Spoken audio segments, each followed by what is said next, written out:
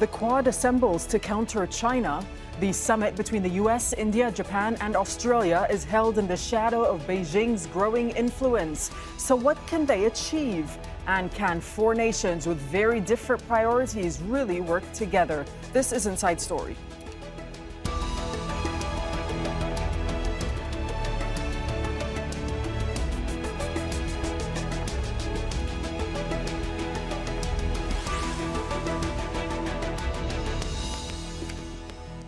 Hello and welcome to the program. I'm Darine Abougaida. A free and open Indo-Pacific. That was the promise after the first summit between the leaders of the U.S., India, Japan, and Australia.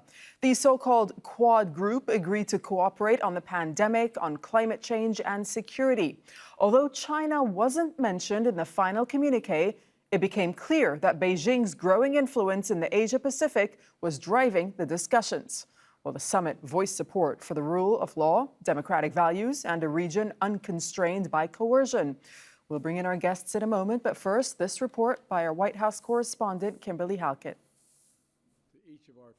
A virtual meeting with his Indian, Australian, and Japanese counterparts, a group also known as the Quad. U.S. President Joe Biden told the group, "A free and open Indo-Pacific is essential to each of our futures." The Quad was formed to cope with the devastation following the 2004 Indian Ocean earthquake and tsunami. But now it's set its sights on a new threat: the rising military and economic might of China. The Quad is concerned about China's growing assertiveness in the Asia-Pacific region and the world.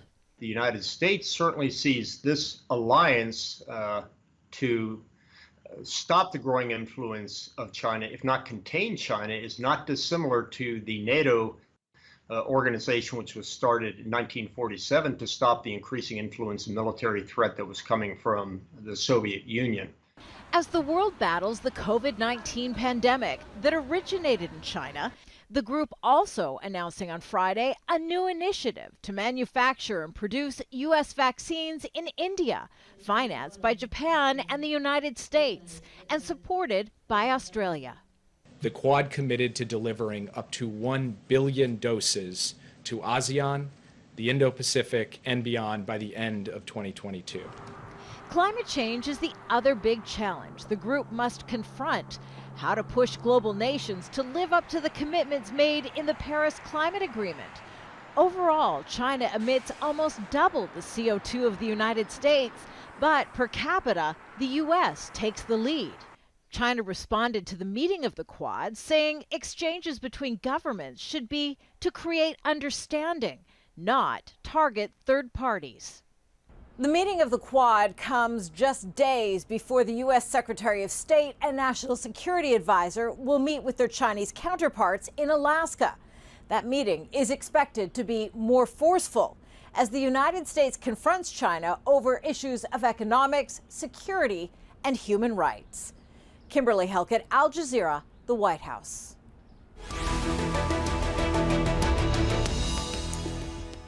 Well, let's now bring in our panel. Joining us from Atlanta, Georgia, is Fei-Ling Wang, who's a professor of international affairs at Georgia Institute of Technology. In New Delhi, we have Jabin Jacob, who's an associate professor in the Department of International Relations and Governance Studies at Shiv Nadar University. Over in Beijing, Andy Mock is a senior research fellow at the Center for China and Globalization. Thanks very much for your time, gentlemen. Thanks for joining us. Fei-Ling, I'll start with you over in Atlanta. In a White House press conference following that summit by the Quad, the U.S. National Security Advisor noted that each of the four leaders present had described the meeting as being historic. Is that how you see it? Yes, I agree. I think it's historic, not in the sense that this meeting created the Quad. It is historic in the sense that the Quad arrangement has been upgraded to have the first summit meeting of the four nations and also produce some concrete action plans with regard to the fight against the coronaviruses and also with regard to climate change and international laws governing maritime space. And also implied in it is that more coordination, more consultation, more cooperation will follow in the areas that I mentioned, and also with the potential to address the regional security and also the protection of the members' interest, as well as the interest of the existing countries in the region of Indo-Pacific.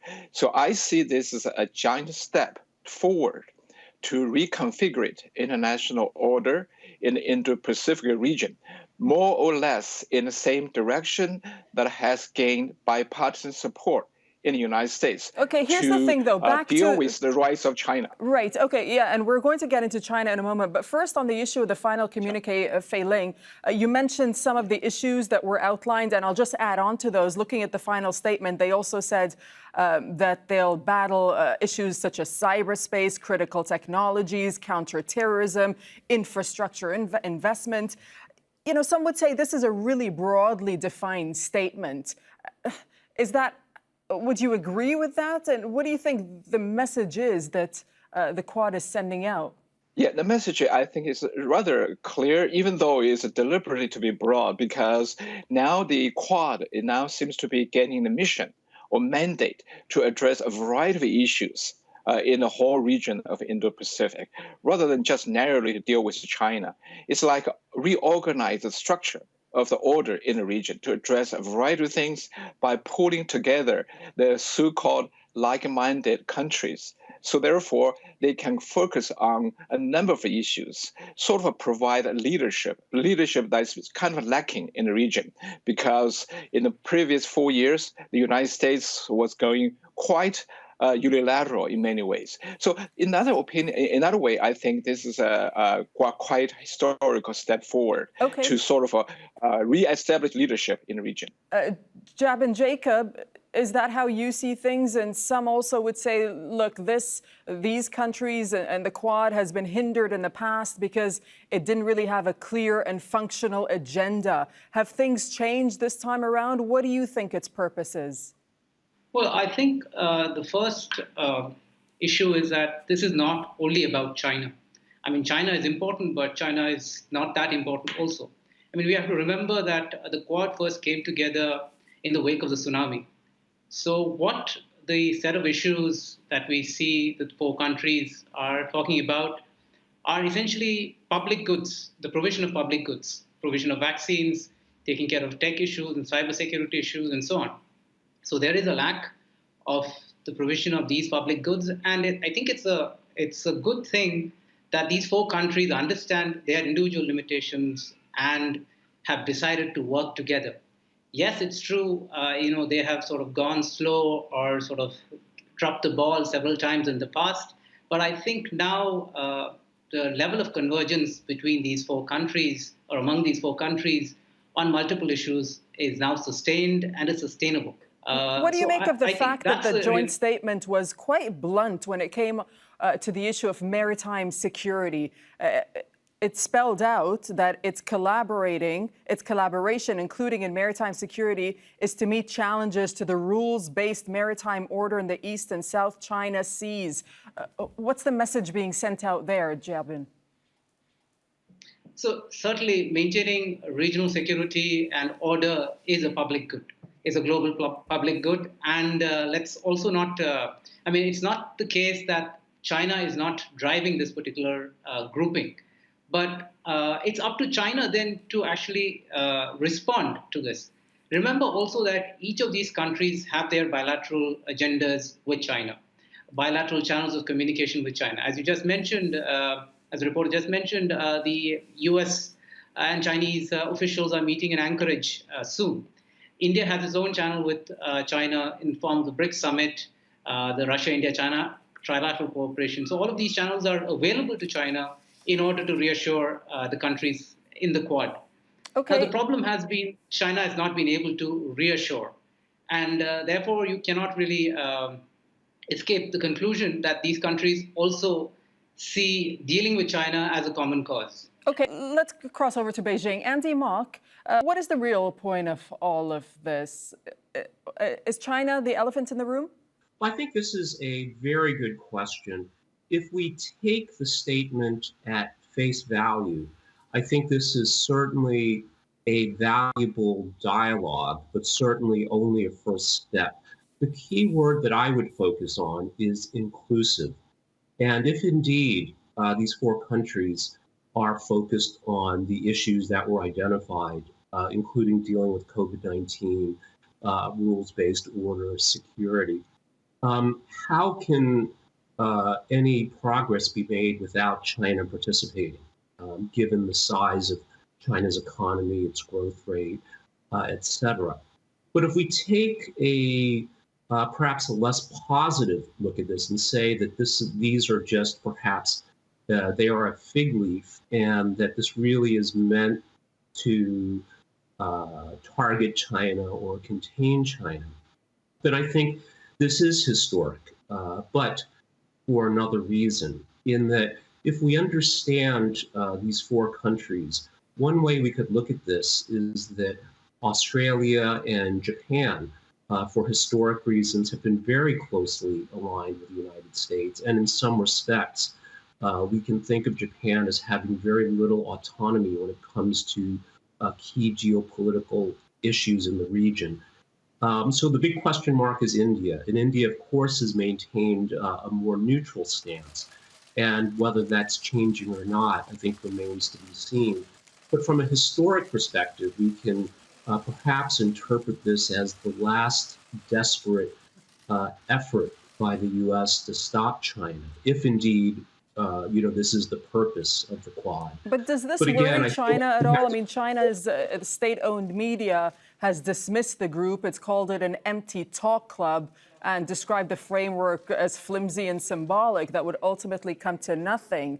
And also, we know that when it was first put together in 2007, the Quad, that is, it was disbanded, of course, after months because of pressure from China. Sure. And again, I think to go back to my point on this is that we can see this as more marketing, packaging old wine in new bottles, and that there's really not a lot new here. The relationship between the U.S. and Australia, the relationship between the U.S. and Japan, is well known. The question is India changing its stance? I think that remains to be seen. China's reaction, I think, has been very clear, as you said. I think in terms of capabilities, there's not much new here. But we also know that in the world of international relations, that it's both capabilities and intentions. And the question mark, I think, the question that remains to be answered is what is indeed the true purpose of the Quad. Yeah, and that's what we're trying to get down to. But as we've been hearing, the Quad summit happened less than a week before the U.S. and Chinese diplomats hold their first meeting in Alaska. Both sides are saying that it's a chance to reset their relationship. Let's listen. This is an important opportunity for us to lay out in very frank terms the many concerns that we have with Beijing's actions and behavior that are challenging the security, the prosperity, and the values of the United States and our partners and allies. China will also make clear our position in this dialogue. Both sides should accurately grasp each other's policy intentions, enhance mutual understanding, control differences and problems, and push Sino-US relations back on the right track. Fei Ling, how does the Quad fit into the U.S.'s Indo-Pacific strategy? And what does this meeting tell us about President Biden's foreign policy when it comes to the region? I think the summit of the Quad is a giant step forward, in my opinion. I think we all agree it's kind of historical in many ways, but we may not agree what kind of impact it will have on the Sino-American relationship. I think this represents a new effort to revitalize the multilateral effort that started by the Bush administration and continued through Obama administration. So I think this will be part of the overall strategy Washington is trying to apply to the case of dealing with China. So I think this can be positive in the sense to sort of convince Beijing that what it has been doing in recent years has literally put all these countries together in opposition to itself. In other words, historically, we studied, based on my own study, that Beijing has been trying to play Tokyo against New Delhi and vice versa. But this is very rare for New Delhi and Tokyo join the same group. sort of, for regional stability and so on, but with, of course, the implied target at Beijing. So this is a kind of a big change. I think the Anchorage meeting probably will come up with very little concrete achievement. I'm just guessing here. Obviously, I don't know.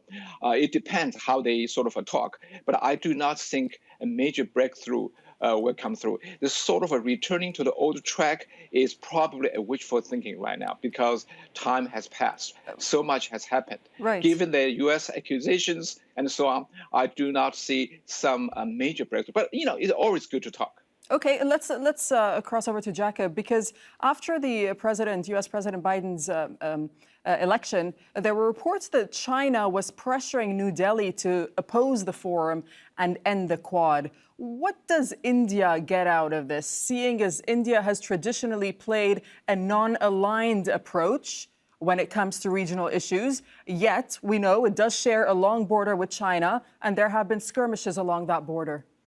Well, the first point, let me say, is it's a mistake, it's a fundamental mistake to reduce the Quad to a subplot of US-China relations.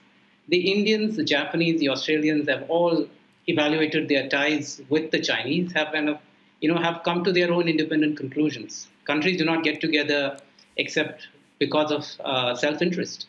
And it is self-interest that has dictated the Quad's coming together. And as I said before, I think it'll also be sustained precisely because each of these countries have evaluated their relationship with China as not heading in a positive direction. So please remember, you've mentioned skirmishes, but actually the conflict between India and China over the last year has been one of the most serious in several decades. I think it fundamentally changes the nature and the tenor of the relationship between India and China. So there's no getting away from that. And China has actually, refused to, from the Indian perspective, refused to actually admit its mistake. It's refused to accept that it was in the wrong. And therefore, India will take actions as it sees fit. It's important to understand that each of these other members of the Quad, India, Japan, and Australia, also have agency. It's a favorite tactic of Chinese media, of Chinese statesmen, of Chinese foreign policy officials to act and talk as if the US is the only player in the room, as if the Japanese or the Australians are subservient in some manner to the United States. That's not true at all. Okay, well, so what you're saying is security is important for India. Andy Mock, let me ask you this then. If you have 4 different members in the Quad, obviously they have diverging interests and they're going to prioritize different areas that are important to each one of them. So the few things then that bind them together, is it strong enough to keep this group going? I would say that this has been one of the challenges, I think, for the United States in trying to build a coalition against China. And that clearly, I would say that Japan and Australia are very closely aligned. I would not say they have no agency, but certainly in certain areas, very little strategic autonomy is perhaps the best way to put it. I think with India, certainly the border is a challenge, 3,500 kilometers. I think it's an issue that because there is some real lack of clarity there, that it might not be resolved and can only be managed. But I think when we look at India's leaders, that this is an important issue, of course, but the India-China relationship is much more than that. It's also almost $100 billion US dollars a year in trade.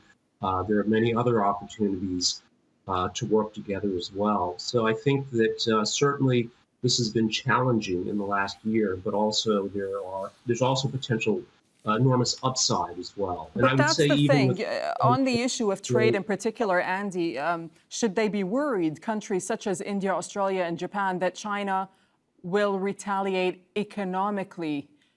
Because, as you're saying, they have enormous trade between them. Is that a worry for them? Well, I think that's a worry for any country dealing with any other country. We need to remember, too, that diplomacy is carrots and sticks, and that effective diplomacy involves the full spectrum of tools available. So I don't think that if we say that a country like India or Australia or Japan or even the United States should fear economic retaliation from China. I mean, this is really every country looks after its own interest from an economic as well as from other perspectives as well. Fei Ling, over in Georgia, the Quad may share concern about China, and we heard it in their statement, the need to uphold a rules-based order. But moving forward, are they lacking a consensus on how to do so? It is always a great question for a group like this, with even though like-minded countries, so to speak, because they share some fundamental political values together, and they are functional democracies. So therefore, there are always kind of a question about how long and how far this group can go with its unstated, but everybody knew, kind of a strategic goal of opposing China. We always have to see. I don't really, I will not be surprised to see some ups and downs in how the Quad react to China. But I want to remind the audience that it's quite interesting for a country like India, who is a long sort of a leader of a non-aligned movement and kind of declared a neutral power in the world, has been taking quite some leadership in dealing with China. For example, India is the only country that has banned outright all Chinese-made internet apps, hundreds of them, and Chinese software. India has been doing quite a bit at leading, even the United States, in pushing back against the Chinese growing influence in the region. And of course, India has a lot of border issues with China as well. Right. So I actually would see this as a great change of history in the sense that India is taking leadership, disregard the Chinese kind of a threat of retaliation. Okay, Jacob, would you like to weigh in on that? Yeah, I sort of agree, and I just mentioned that this is the conflict over the last year has actually meant a fundamental change in India-China ties. Remember, on the question of economic retaliation, the fact is that India suffers from a massive trade deficit with China. So there's actually very little that the Chinese can threaten India with, given that India is the major importer. So there is that reality as well.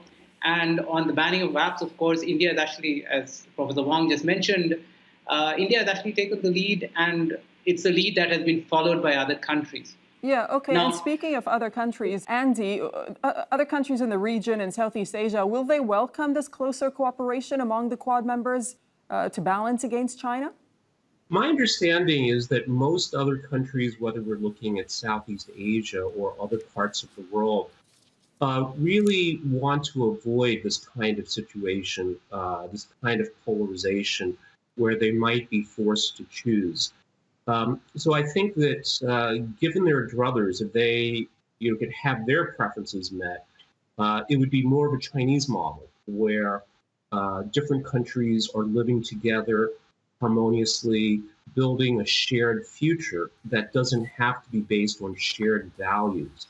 And I think it's important to point out here, too, that if we do interpret the Quad as a response or as an attempt to stop China because it is, quote unquote, authoritarian, and these like-minded countries that have shared values, it really is a kind of a political Neanderthal, because we've seen from the financial crisis to COVID, which political systems can respond more effectively. And if this indeed is the intention, perhaps it will also go down in history as the Neanderthals did.